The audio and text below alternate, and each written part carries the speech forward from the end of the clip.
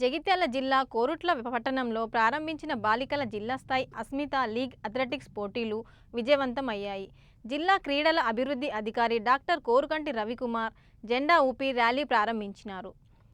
అనంతరం విద్యార్థులను ఉద్దేశించి మాట్లాడుతూ భారత ప్రభుత్వం అథ్లెటిక్స్ ఫెడరేషన్ ఆఫ్ ఇండియా సంయుక్తంగా నిర్వహిస్తున్న ఈ పోటీలు ఈ నెల 24వ తేదీన మెట్టుపల్లి మినీ స్టేడియంలో ఘనంగా నిర్వహించనున్నారు. ఈ పోటీలను విజయవంతంగా చేయాలని జిల్లా క్రీడల అభివృద్ధి అధికారి రవికుమార్ కోరారు. తల్లిదండ్రులు తమ పిల్లలను చిన్న చిన్న ఆటలతో అథ్లెటిక్స్ పట్ల అవగాహన కల్పించాలని, చిన్నారి బాలికలను చిన్నతనం నుండి క్రీడాకారులుగా తయారు చేయాలన్నారు.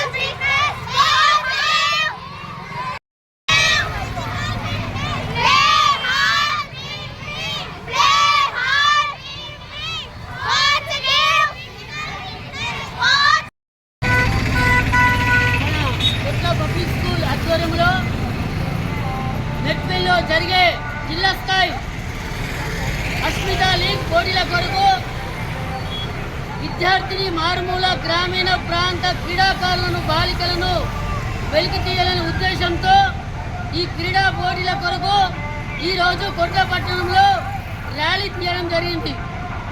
దీని ముఖ్య ఉద్దేశం భారత ప్రభుత్వం రాబోయే ఒలింపిక్స్లో బంగారు పతకాలు రావడానికి కొరకు మరి ఇప్పటి నుండి ఈ ప్రయత్నం మొదలైంది.